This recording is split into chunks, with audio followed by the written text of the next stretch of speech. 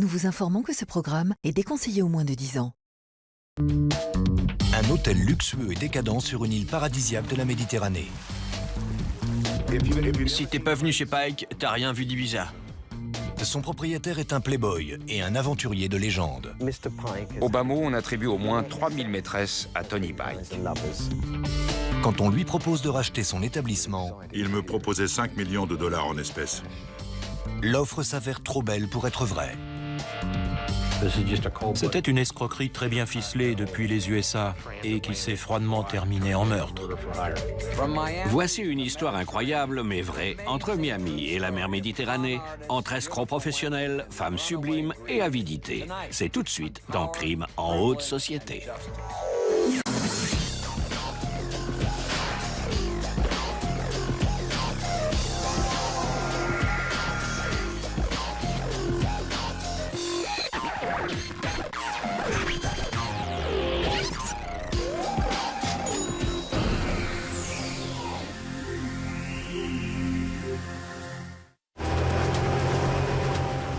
Sur les îles qui parsèment Miami vivent les membres les plus riches de la jet set. C'est un univers de villas luxueuses, de yachts, de belles femmes et d'égos surdimensionnés. Le soir du 16 février 1998, un véliplanchiste trouve le corps sans vie d'un homme sur une plage de Key Biscayne. La victime a reçu 2 balles dans la tête. La première balle a été tirée à quelques mètres derrière et la seconde à bout portant dans la nuque, comme une exécution. Je n'avais jamais enquêté sur un assassinat de ce genre. La police retrouve un bracelet et un visa qui lui permettent d'identifier la victime. Dale Pike avait 43 ans et venait apparemment d'arriver à Miami depuis l'île espagnole d'Ibiza. Ibiza est aussi un refuge où les plus fortunés aiment venir prendre du plaisir. Le père de la victime, Tony Pike, y possède un hôtel réputé. Tony Pike et son hôtel sont légendaires. Des célébrités du monde entier disent y avoir séjourné et fait la fête. Mais tout à coup, un père voulait savoir qui avait tué son fils.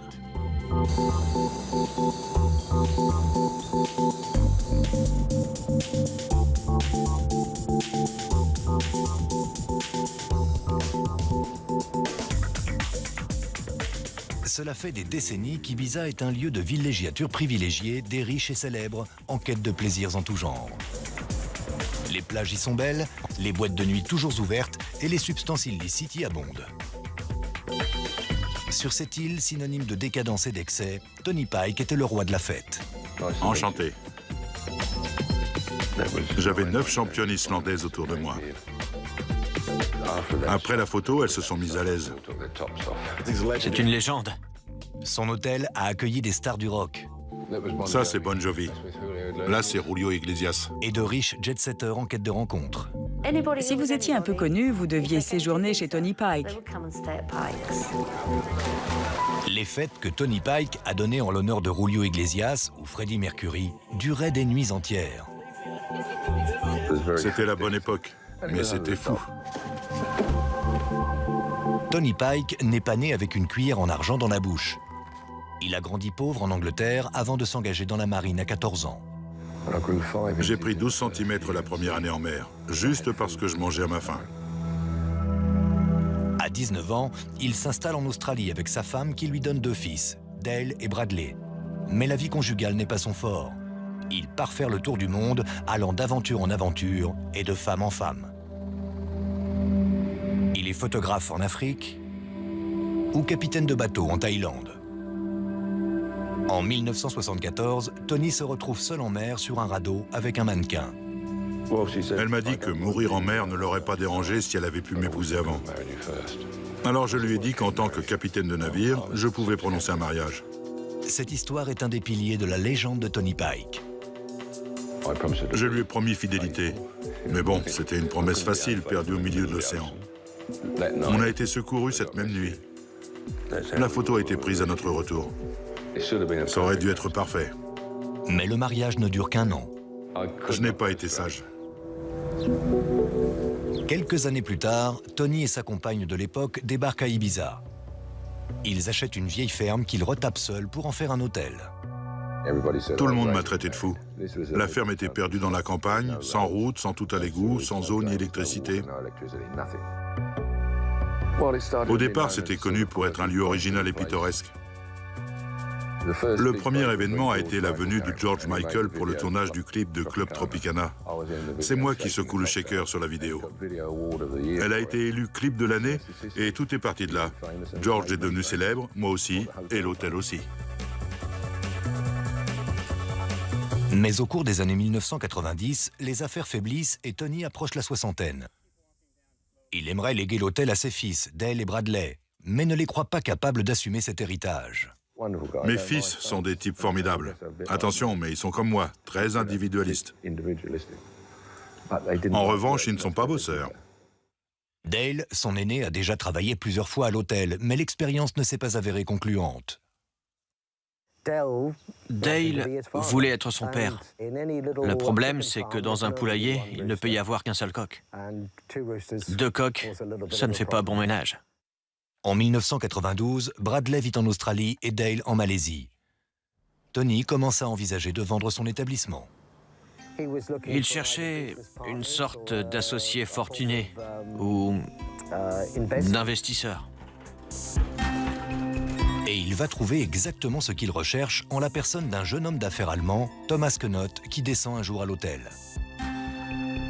Knoth, 26 ans, raconte qu'il a été joueur professionnel de tennis avant de faire des affaires. Des affaires dont il ne précisera jamais la teneur à son hôte. Il avait atterri dans son propre jet privé. Il sentait l'argent à plein nez, il fallait voir ça. Avec son habitude de distribuer des billets de 100 $ comme pourboire, le personnel de l'hôtel le remarque vite. Tout le monde était très heureux qu'il séjourne chez nous. Tony se décide à aller accueillir son client dépensier. J'ai frappé et il m'a dit d'entrer. J'ai ouvert la porte et il était là en peignoir, avec une fille penchée entre ses jambes. Je lui ai dit que je reviendrais plus tard, mais il m'a dit de rester et qu'il avait bientôt fini. Alors je suis resté sans savoir où me mettre. J'avais pas envie de regarder, mais bon, il a fini par se relever. Et il m'a dit qu'il était ravi de me rencontrer et on s'est serré la main. Voilà l'histoire. Aucun de nous, je pense, ne se doutait de quoi l'avenir serait fait. Thomas Knoth dépense plus que n'importe qui chez Tony. Il ne boit que le champagne le plus onéreux et vit dans la suite la plus chère. À ses côtés, Tony Pike a vite oublié ses années noires en Australie quand il courait après le moindre sou. Tony a pris Thomas sous son aile et d'après ce que nous savons, il le présentait à ses amis et ses connaissances comme un de ses fils, tout simplement. J'étais assez vieux pour être son père. Et contrairement à mes fils qui n'avaient pas fait grand-chose de leur vie, Thomas avait déjà très bien réussi. Très vite, Knoth propose à Tony de lui acheter l'hôtel et de devenir son associé. Il m'a dit « Tu ne me connais pas, mais je suis un gourou de la finance. J'ai une idée qui pourrait te rendre riche. Toi, tu fais tourner l'hôtel, moi, je m'occupe de la caisse. » Knoth convainc Tony de réaménager l'hôtel et lui promet de payer les travaux plus tard. Puis, il repart brusquement en Allemagne. J'ai essayé de le joindre, impossible. J'ai téléphoné, envoyé des fax, des emails, et il ne répondait pas. Jusqu'au jour où il m'a appelé pour me dire qu'il avait été arrêté par la police. Et qu'on l'avait condamné à 4 ans de prison. Thomas Knoth était en fait mêlé à ce qui reste à ce jour la plus importante fraude financière que l'Allemagne ait connue. 14 affaires de détournement de fonds et plusieurs fraudes à la carte bleue, toutes liées à des transactions immobilières douteuses. Si une personne avec qui je dois faire affaire était mise en prison pour fraude, je serais plutôt soulagé d'avoir échappé au pire. Mais Tony se revoyait jeune homme en Thomas Knoth. Il l'appréciait et cette faiblesse allait malheureusement s'avérer dramatique. Allô?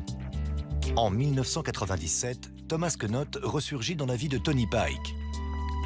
Knoth vient de sortir de prison en Allemagne après y avoir passé 3 ans pour fraude. Il s'est installé en Floride et aimerait revoir Tony. Il m'a supplié de venir le voir, qu'il paierait tout, l'avion, la limousine pour venir me chercher. En novembre, Tony laisse sa 4e femme à Ibiza et décolle vers Williams Island, près de Miami. Quand je suis arrivé là-bas, j'ai tout de suite compris que j'étais dans un autre monde. C'était évident. Un vrai petit ghetto de riches. C'était un endroit agréable. C'est un quartier ultra protégé et exclusif.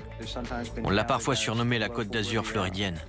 Williams Island a été construite pour les riches. Knott prétend y travailler dans l'immobilier et semble dans son élément. Malgré la prison, il n'a rien perdu de son aura. Son appartement était rempli de pin-up blondes légèrement vêtues qui se promenaient autour de vous comme si de rien n'était. Tony s'installe chez son hôte, qui l'abreuve de plaisirs divers et variés. Ils sortaient sur South Beach, dans des restaurants luxueux. Ils écumaient les bons quartiers de la ville. Et à chaque fois, Thomas réglait la note. C'était un hôte incroyable. Je n'avais même pas le droit de lui payer un verre. Il me l'interdisait. En gros, Knott menait, comment dire, une véritable opération de charme sur Tony. Et bien entendu, le jeune homme reparle de son idée de s'associer avec Tony pour gérer l'hôtel. Malgré son passé criminel récent, Tony accepte l'offre. C'était un brave garçon un peu fou. Tony croyait énormément en Thomas Knott. Énormément. Mais un nouveau joueur va entrer dans la partie. Je nageais dans la piscine et j'ai remarqué ce type chauve qui jouait avec ses 2 enfants. Cet homme, c'est Enrico Forti, un homme d'affaires italien. Ses amis l'appellent Chico. Il est marié à un ancien mannequin, Heather, qui lui a donné 2 filles. Ancien champion de planche à voile en Italie, Forti s'est lancé dans les affaires. D'abord comme producteur de télévision pour la chaîne sportive ESPN, puis dans l'immobilier. Quand je l'ai rencontré, il possédait plusieurs appartements à Williams Island pour une valeur de plusieurs millions de dollars. Paul Steinberg est un ancien sénateur américain. Il est l'avocat et l'ami de Forti. Il avait des relations. Il connaissait personnellement le prince régnier de Monaco. Je l'ai vu l'appeler en ma présence une fois. Tony et Chico deviennent amis et très rapidement, l'hôtel est au centre de leur discussion. Tony Pike perdait de l'argent. Il devait rembourser plusieurs emprunts. Une de ses ex-femmes prétendait qu'une partie de l'hôtel lui appartenait. Chico était un promoteur dans l'âme, alors il lui a proposé son aide. Les 2 hommes d'affaires vont rivaliser de cadeaux pour s'attirer les faveurs de Tony. Chico m'a demandé si j'avais une voiture et je lui ai répondu que non. Le soir même, je buvais l'apéritif chez Thomas quand Chico a débarqué et m'a lancé un trousseau de clés. C'était celle d'une Rolls-Royce. Un modèle de collection de 74 très recherché. Quand je me suis assis dans ce siège en cuir, j'étais comme un gosse. Quand Knott voit la voiture, il surenchérit. Il m'a dit, t'as pas besoin d'une vieille Rolls, il te faut une voiture neuve. Qu'est-ce qui te ferait plaisir? Je lui ai dit que j'avais toujours rêvé de conduire un coupé Mercedes et il m'a dit qu'il allait m'en acheter une. Quand j'ai dit à Chico que Thomas m'avait acheté ce coupé, il m'a demandé si je ne préférais pas une Bentley décapotable. C'était le top du top à mes yeux. Ces 2 hommes d'affaires ont dépensé sans compter pour impressionner Tony Pike, qui profitait du moment. Mais cette concurrence amicale allait vite révéler son caractère hautement néfaste. Chico m'a dit qu'il avait entendu parler de l'accord que j'avais passé avec Thomas et que ça ne se ferait jamais. Forti avoue à Tony que Knott est fauché et qu'il tente de l'escroquer. Il n'a rien. Tout ce qu'il te dit, c'est du vent. Il m'a demandé si je voulais vendre l'hôtel et j'ai répondu que ça dépendait du prix. Il m'a demandé combien et j'ai dit que je ne descendrais pas en dessous de 5 millions de dollars. Et il a dit banco. Dans cet accord, Tony reste gérant et Forti devient le gestionnaire. Tony gardait tous ses privilèges et Enrico Forti devait lui verser plusieurs millions. Pour l'éloigner de Knott, Forti installe Tony dans un appartement près du sien. Peu de temps après, Tony tombe malade. C'est une rechute d'une maladie tropicale qu'il avait contractée lors d'un séjour dans le Pacifique. Il a de la fièvre, il est vulnérable. Je n'étais pas moi-même, j'étais sous médicaments. Une nuit, Forti a débarqué chez moi pour me faire signer des documents. J'avais pris des somnifères et bu de l'alcool. J'ai signé 13 documents. À Ibiza, le directeur de l'hôtel, Antonio Fernandez, commence à s'inquiéter. On avait beaucoup de difficultés à avoir Tony au téléphone. Fernandez soupçonne Forti de quelque chose et veut en alerter Tony. Je me souviens lui avoir dit de ne rien signer et de ne prendre aucune décision définitive avant d'en avoir parlé à ses fils. Je n'ai écouté personne. J'étais tout seul et je ne voyais pas en quoi il pourrait m'aider. À Miami, Tony égare certaines de ses cartes de crédit. Il demande à Fernandez de lui en envoyer de nouvelles chez Thomas Knott. À chaque fois que je lui envoyais une carte de crédit, elle n'arrivait jamais. Et plus tard, on s'est aperçu que son compte en banque avait été vidé. Après 2 semaines aux États-Unis, Tony rentre à Ibiza et découvre qu'il a un découvert de $100 000 sur son compte bancaire. Il comprend que Forti a dit vrai et que Thomas Knott l'a escroqué. Knott avait pris les numéros de carte de crédit et payait divers achats courants avec. Tout l'argent qu'il dépensait pour faire plaisir à Tony, à ses amis et à lui-même était celui de Tony. Je me suis senti tellement bête après coup, mais là-bas, il me couvrait de cadeaux. Il me flattait. Pendant ce temps, Forti arrive à Ibiza pour conclure l'achat de l'hôtel de Tony et lui promet de l'aider à récupérer l'argent que Knott lui a dérobé. La vente se fait en quelques heures. Ils avaient l'air très heureux d'avoir conclu l'affaire. Ensuite, Chico Forti m'a donné $100 de pourboire et m'a dit « À partir d'aujourd'hui, Monsieur Pike est le gérant de l'hôtel, mais le patron, c'est moi. » Cette fois, Fernandez réagit. Il appelle les 2 fils de Tony, Bradley et Dale, tous 2 en Australie, et leur dit que leur père est en train de se faire escroquer. Le directeur leur a dit qu'il fallait qu'au moins l'un d'eux vienne aider leur père à démêler ses problèmes financiers, car il pensait qu'il était en train de se faire arnaquer. C'est Dale qui décide de rentrer. Mais quand il arrive à Ibiza, Forti est déjà reparti. Il m'a dit qu'il y avait un truc louche, et je lui ai répondu de ne pas se mêler de choses qu'il ne comprenait pas. Je n'avais jamais su lui accorder le moindre crédit. C'était un gosse pour moi. Dale convainc tout de même son père de rencontrer à nouveau Forti et Knott pour mettre les choses au clair. Il décide de prendre un avion pour Miami le 14 février. Mais au dernier moment, Tony ne peut pas voyager. Dale part tout seul. Son père doit le rejoindre quelques jours plus tard. Dale avait le sentiment qu'on abusait de son père et comptait bien mettre fin à ses manigances. Et c'est ce qu'il a essayé de faire. Il ne m'avait pas dit ce qu'il comptait faire, sinon je l'en aurais empêché. Dale Pike n'avait jamais réussi à égaler son aventurier de père jusqu'alors. Il avait une chance de faire ses preuves, mais il allait en payer le prix fort.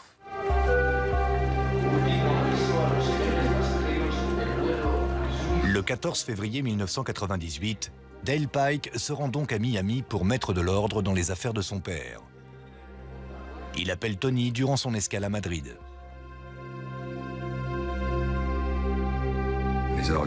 Il voulait me prévenir que son vol avait eu 1 heure de retard, mais qu'il allait embarquer. Il comptait m'appeler une fois à Miami, mais il avait eu envie de me dire qu'il m'aimait. Je lui ai répondu « Je t'aime aussi, fils ». Voilà les derniers mots que je lui ai dit.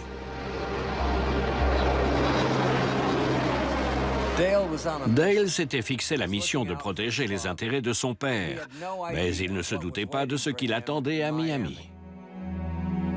L'accueil allait être tout sauf chaleureux.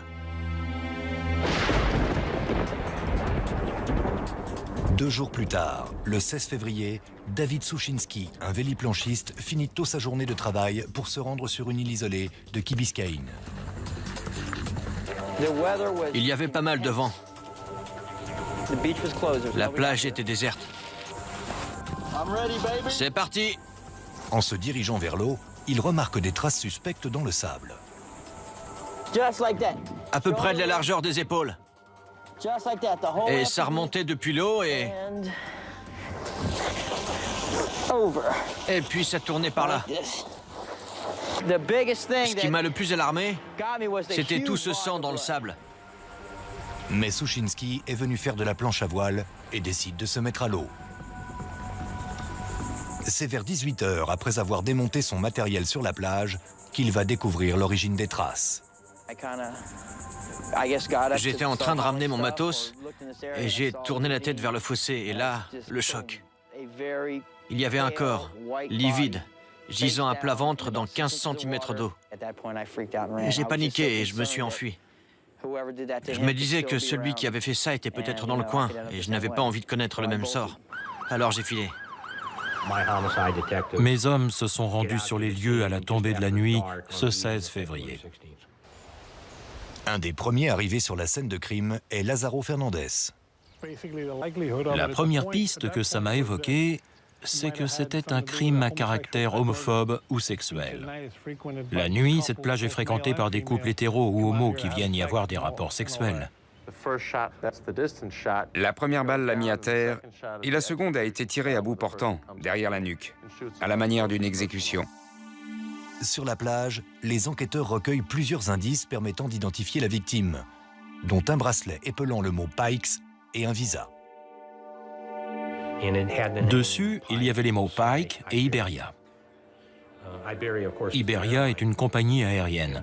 Nous avons donc consulté leur listing de vol qui nous a appris qu'un certain Anthony Dale Pike avait pris un avion de cette compagnie de Madrid à Miami la veille de la découverte du corps, soit le dimanche soir. Les enquêteurs découvrent que Dale a mangé à bord à 16 h et atterrit 1 heure plus tard. L'autopsie a révélé qu'il venait de manger. Donc, il avait été tué quelques heures seulement après sa descente d'avion. Hôtel Pike, bonjour. La police appelle l'hôtel à Ibiza et s'entretient avec le directeur, Antonio Fernandez. Ce monsieur nous a confirmé que Dale Pike avait bien pris un avion le dimanche, la veille de la découverte du corps donc.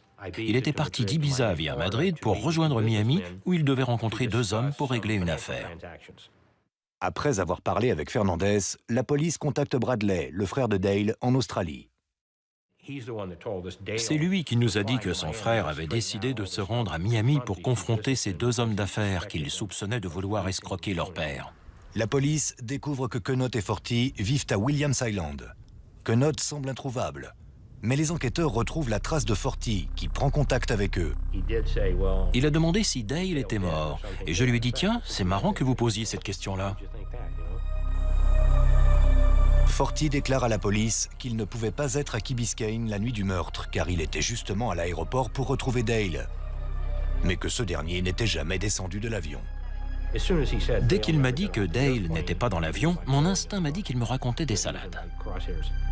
Forti devient un suspect aux yeux de la police qui découvre dans la foulée que Tony Pike doit atterrir à Miami quelques heures plus tard pour rencontrer l'homme d'affaires. Il y avait un risque que Tony soit en danger. La police décide de le protéger, espérant par là même mettre Enrico Forti sous pression. On a déguisé Tony en employé de la compagnie aérienne pour le faire descendre de l'avion. On l'a mis dans une voiture et on l'a emmené dans un hôtel où on l'a mis sous bonne garde. Simultanément, on avait une équipe qui surveillait Enrico Forti, qui était venu attendre Tony dans le hall des arrivées. Quand il a vu que tous les passagers étaient sortis et que Tony Pike n'était pas là, il s'est rué vers le guichet de la compagnie aérienne pour faire un esclandre. Le personnel a prévenu la police sans se douter qu'on était déjà là en planque. De toute façon, on ne pouvait pas intervenir. Des collègues sont arrivés et ont escorté Forti hors de l'aéroport. Le comportement de Forti conforte les soupçons des enquêteurs. Mais après vérification de son casier judiciaire, il se révèle blanc comme neige. L'enquête s'emballe quand la police découvre dans les registres de messagerie de l'aéroport que juste avant son arrivée à Miami, Dale a échangé des messages pendant 1 heure avec Forti avant de le retrouver. Forti a menti. D'ailleurs, les relevés de ses conversations téléphoniques révèlent qu'il a appelé sa femme depuis Key Biscayne la nuit même du meurtre. Les taux se resserraient autour d'Enrico. On avait déjà établi qu'il avait menti à plusieurs reprises. Dans une enquête criminelle, quand quelqu'un vous ment sur des éléments factuels, ça signifie qu'il vous cache des choses cruciales. Forti a donc bien retrouvé Dale à l'aéroport ce soir-là et la police veut savoir pourquoi il a menti. Le suspect répond à la convocation des enquêteurs le lendemain.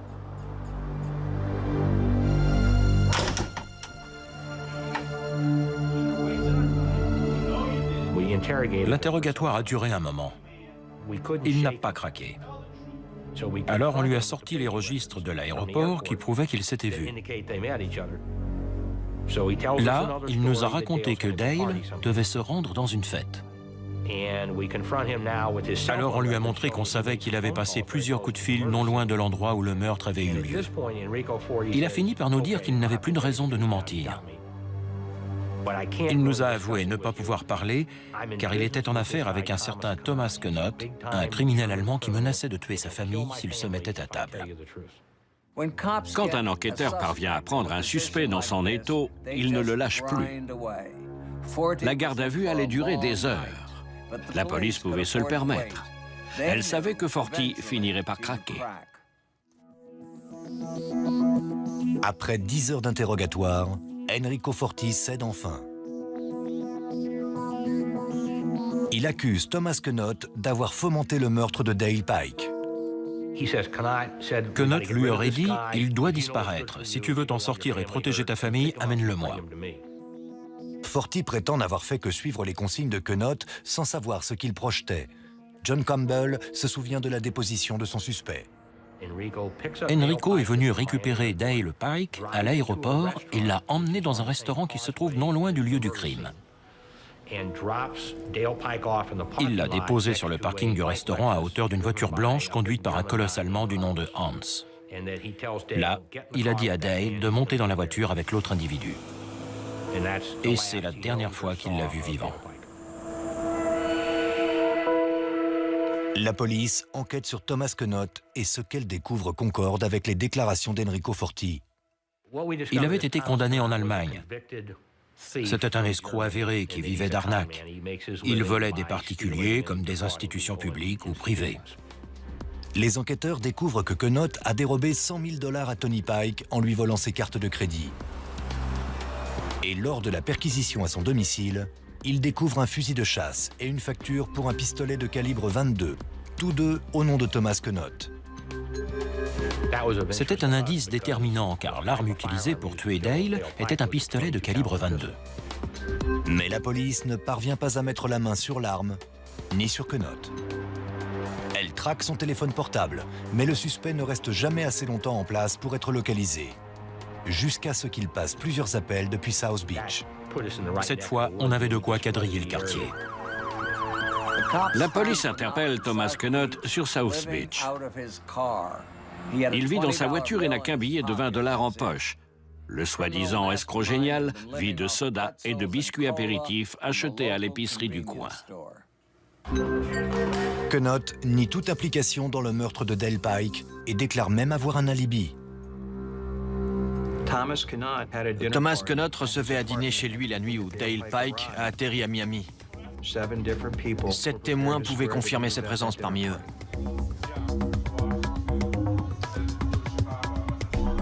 Knott déclare que 2 jours après le meurtre, Forti aurait retiré $1000 à un distributeur et les lui aurait remis pour fuir la ville, car la police le recherchait pour sa fraude à la carte de crédit. Nous avons retrouvé la trace de ce retrait d'espèces sur les relevés bancaires de Forti. Knott prétend qu'on veut le piéger et affirme que le pistolet dont la police a trouvé la facture chez lui appartient en fait à Forti. Dans sa version des faits, Forti aurait acheté l'arme et l'aurait payée, mais lui aurait demandé de la mettre à son nom. Les relevés bancaires de Forti l'ont confirmé. Knott crie au coup monté. Il accuse Forti d'avoir tué Dale parce qu'il menaçait son plan machiavélique visant à voler l'hôtel de son père, Tony.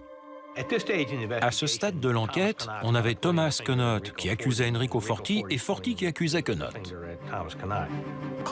Ce qui semblait certain, c'est que les deux hommes étaient des escrocs professionnels. Il restait à savoir lequel d'entre eux était responsable du meurtre de Dale Pike. Plus ils fouillent le passé de Quenotte, plus les enquêteurs se rendent compte qu'ils ont besoin d'un œil expert pour décortiquer le mécanisme de ces escroqueries et de ces fraudes. Il avait commis ses méfaits en Allemagne, mais également à Miami et dans toute la Floride. Faux, vol. Sur l'année que j'ai pu examiner, mes calculs indiquaient que ces fraudes avaient dû lui rapporter près de 250 000 $. Victor Johnson met à jour plusieurs preuves démontrant que Quenotte était en train de ruiner Tony Pike. Mais rien ne prouve qu'il ait tué son fils. Pour Quenotte, Tony Pike était une sorte de rente. Il le délestait de 4 ou 5 000 $ par mois, tous les mois. C'était réglé comme une horloge. Alors on voyait mal pour quelle raison il aurait pu décider de tuer la poule aux œufs d'or. Je ne le voyais pas capable de tuer pour une fraude, somme toute, assez peu ambitieuse. À Ibiza, les mois passent. L'enquête ne semble pas avancer et Tony ne tient plus en place. J'essayais d'éviter le sujet, mais tout le monde voulait savoir ce qui était arrivé et je n'avais aucune réponse, sauf qu'il était mort. Et qu'un salaud l'avait tué. Mais pourquoi? Face au désarroi et à l'impatience d'un père, la police est sous pression. Les enquêteurs n'ont rien d'autre sur Forti que d'importantes présomptions à cause de ses mensonges. Ils ont besoin de preuves concrètes pour l'amener jusqu'au procès. Au bout de 6 mois d'enquête, la police semble convaincue que le cerveau derrière le meurtre de Dale Pike n'est pas Thomas Quenotte, mais bien Enrico Forti. Néanmoins, elle n'a aucune preuve solide. Quand j'ai demandé s'ils avaient des preuves, ils m'ont dit non. Ils savaient que quelqu'un avait assassiné Dale. Ils étaient tous persuadés que c'était Forti, mais ils avaient besoin de preuves irréfutables pour étayer leur présomption et le poursuivre. Alors ils cherchaient. Finalement, au milieu des documents perquisitionnés chez Quenotte et Forti, les enquêteurs trouvent ce qu'ils cherchent. D'après eux, ils détiennent la preuve que Forti avait un mobile pour tuer Dale Pike. Nous avions retrouvé plusieurs copies de documents qui stipulaient que Tony Pike cédait son hôtel et toutes ses possessions à Chico Forti. Honnêtement, qui signerait un truc pareil? Vous vous verriez céder votre compte en banque à quelqu'un comme ça? Votre entreprise? Tous vos biens? C'est absurde. Pourtant, c'est ce qu'attestaient ces documents. Ces papiers précisent que si Forti est le nouveau propriétaire de l'hôtel, il ne l'a payé que 25 000 $ à son prédécesseur. Ces documents démontraient jusqu'où M. Forti était prêt à aller pour s'emparer de cet hôtel. Il avait fait fabriquer de faux documents susceptibles d'être présentés devant un tribunal pour faire valoir ses droits sur l'établissement. Tony Pike avait gobé les mensonges de Forti et signé des documents sans les avoir lus. Forti lui avait volé son bien sous son nez sans qu'il se rende compte du stratagème. Pourquoi j'aurais fait ça après avoir consacré 25 ans de ma vie à cet endroit et y avoir englouti toutes mes économies?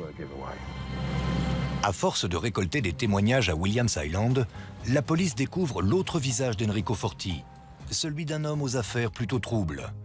Il a notamment projeté d'acheter la maison bateau où Andrew Cunanan, l'assassin de Gianni Versace, s'était suicidé. Chico était sûr qu'un film serait tourné sur cette histoire et à ses yeux, la maison était un élément de décor qui pouvait rapporter très gros à son propriétaire. Mais la maison avait coulé dans la marina où elle était amarrée juste avant que l'affaire ne soit conclue. John Campbell découvre ensuite que Forti a commis plusieurs fraudes immobilières à Miami.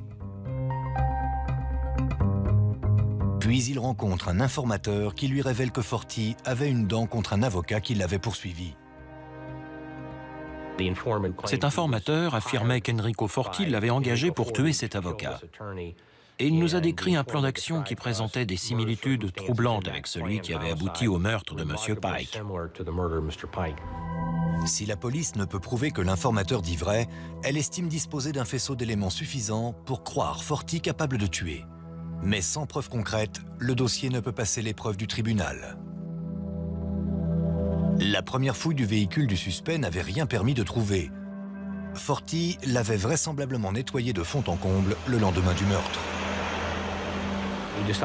On a décidé d'inspecter le véhicule une seconde fois, même si on l'avait déjà démonté pièce par pièce.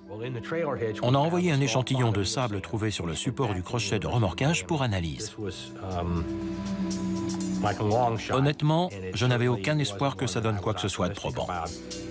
Les analyses prennent 2 mois, car les scientifiques doivent comparer l'échantillon avec le sable de toutes les plages de Miami. John Campbell finit par recevoir des résultats. L'échantillon que nous avions envoyé pour analyse était, d'après l'expert, similaire à un autre que nous avions prélevé à 15 mètres du corps. La police tient sa preuve. Forti était bien présent sur le lieu du crime. C'était une preuve irréfutable à nos yeux. Avec ça, on avait enfin une réponse sur le meurtrier présumé. Les services du procureur ont assez de preuves pour inculper Enrico Forti du meurtre de Dale Pike, mais ignorent si leur dossier suffira à convaincre un jury populaire de le condamner. Quelques grains de sable, certes, mais pas d'armes du crime, ni de témoins ou d'éléments liant directement Forti au crime en question. Faire condamner l'assassin de Dale Pike s'annonçait particulièrement compliqué. 2 ans après le meurtre de Dale Pike, Thomas Knott et Enrico Forti sont entre les mains de la police. Forti est accusé du meurtre. Quant à Thomas Knott, il encourt jusqu'à 15 ans de prison pour avoir escroqué $100 000 au père de la victime, Tony Pike. La police a alors proposé un marché à Knott qui s'est empressé de saisir la balle au bond.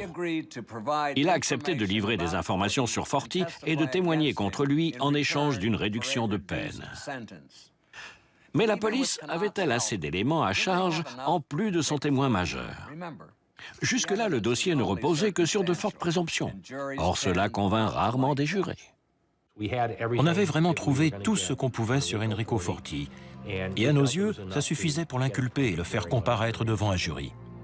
Au tribunal, les témoins s'enchaînent à la barre et le procureur Reed Rubin dresse le portrait de Forti, escroc froid et implacable, devenu un meurtrier. À quelques semaines près, son escroquerie aurait été un succès. Mais Dale Pike et ses questions insistantes étaient arrivés comme un grain de sable dans l'engrenage. Dale était descendu de l'avion et Forti l'avait emmené en voiture. Il y avait forcément quelqu'un dans le coup pour l'aider à maîtriser sa victime. Parce que pour atteindre la plage en question, il faut emprunter des routes isolées et mal éclairées. Dale a forcément commencé à se douter de quelque chose. Dale s'est mis à courir pour échapper à son agresseur et la première balle l'a touché à l'arrière du crâne. Il est tombé par terre et là, le tueur s'est approché de lui a collé le canon contre la nuque et il a tiré. Il l'a ensuite déshabillé, puis traîné depuis la plage avant de le jeter dans un fossé. L'ironie de l'histoire, c'est que vers 19h30, quand il passe son coup de téléphone près de l'endroit où le corps a été trouvé, Forti dit « Je ne sais pas qui est ce Dale Pike, mais il n'est jamais descendu de l'avion. Il a dû rester en Espagne. » Pourquoi M. Forti a-t-il affirmé aux enquêteurs de la police qu'il n'avait pas vu Dale Pike alors que c'était faux? À moins qu'il n'ait su qu'on ne le reverrait jamais vivant.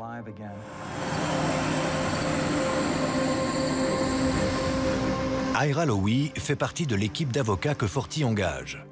Ses défenseurs insistent sur le fait que leur client est marié et père de famille. C'est un homme d'affaires brillant qui n'avait pas besoin de tuer pour de l'argent. Il n'était pas milliardaire, certes, mais il avait beaucoup d'argent et son train de vie l'attestait. Je ne voyais pas comment ni pourquoi il aurait pu convoiter cet hôtel au point de tuer. Ça n'avait aucun sens. Ce n'était pas logique. J'ai vu cet homme dépenser plus d'argent qu'il n'en avait donné à Tony Pike sur un simple coup de dé dans un casino. D'après Forti et ses avocats, le tueur n'est autre que Thomas Knott. Knott aurait eu peur que Dale ne dénonce son arnaque à la carte de crédit à la police et le renvoie derrière les barreaux. Thomas Knott avait de nombreux amis peu fréquentables, dont certains vivaient chez lui. On n'a pas de nom, mais il a certainement trouvé parmi eux un individu prêt à commettre un meurtre pour lui. Et il a utilisé Chico pour qu'il lui livre la victime sans lui dire ce qu'il projetait de faire. Au procès, la thèse de la défense semble faire son chemin dans l'esprit des jurés, au grand désespoir de Tony, présent dans la salle. Les avocats de Forti ont attaqué tous les arguments du procureur Rubin et les ont tournés en dérision. Ça m'a sapé le moral. J'y croyais plus trop. Reed Rubin sait que son dossier est léger. Alors au moment de son réquisitoire, il enfonce le clou. Il a brandi une photo de mon fils et a dit « Voici Dale Pike à son arrivée à Miami ». Puis il a pris une autre photo, une photo de la police. Dale a le crâne embouilli, il est nu sur cette plage. Et là, il a dit « Cet homme est un meurtrier » en pointant Forti du doigt. Après les réquisitoires, le juge a demandé au jury de se retirer pour délibérer et revenir avec un verdict. Les avocats de la défense sont convaincus d'avoir partie gagnée, au point d'exiger que le passeport de leur client lui soit rendu dès sa remise en liberté afin qu'il puisse repartir en Italie. Les jurés ne perdront pas de temps à délibérer et 1h30 plus tard, ils rendent un verdict sans appel. Enrico Forti est reconnu coupable de meurtre. Je peux vous assurer qu'à l'annonce du verdict et après la confirmation du juge, j'ai ressenti un soulagement indescriptible. Forti est condamné à la prison à perpétuité. Il a depuis créé un site internet pour obtenir un soutien moral et financier afin de faire appel. Je suis soulagé. Tony Pike dirige toujours son hôtel à Ibiza où la clientèle est beaucoup moins sulfureuse. Un an après la fin du procès, alors âgé de 68 ans, il a épousé sa 5e femme, Dunia, âgée d'une vingtaine d'années. Les cendres de son fils sont enfouies sous un olivier planté à l'entrée de l'hôtel. Pour lui, l'affaire reste ouverte. Malgré le temps, je ne peux toujours pas parler de Dale sans avoir la voix qui tremble. Ma femme me dit de tourner la page et de ne plus vivre dans le passé, mais je n'y arrive pas. Je veux savoir qui d'autre est responsable. J'en ai besoin. Nous ne saurons jamais avec certitude si Thomas Connaught est l'individu qui a aidé Enrico Forti à assassiner Dale Pike ou s'il a agi avec quelqu'un d'autre. Mais nous sommes certains qu'il a eu un complice. À mes yeux, s'il reste à Enrico Forti une dernière bonne action à accomplir, c'est de nous aider à mettre la main sur son complice dans cette affaire. Les services du procureur ont offert une réduction de peine à Forti en échange du nom de ce complice dont personne ne doute de l'existence. Mais à ce jour, Forti garde le silence. Ce que j'ai perdu, aucune somme d'argent ne peut le remplacer, ni rien d'autre. Quoi qu'il lui arrive, Forti l'a mérité. Peut-être que l'unique gagnant de toute cette histoire est le mystérieux Thomas Knoth. Il a passé 3 ans dans une prison de Miami avant de rentrer en Allemagne. Quant à Tony Pike, il poursuit sa quête de justice. Ce dossier est clos. C'était Dominique Dunn. Merci de nous avoir suivis.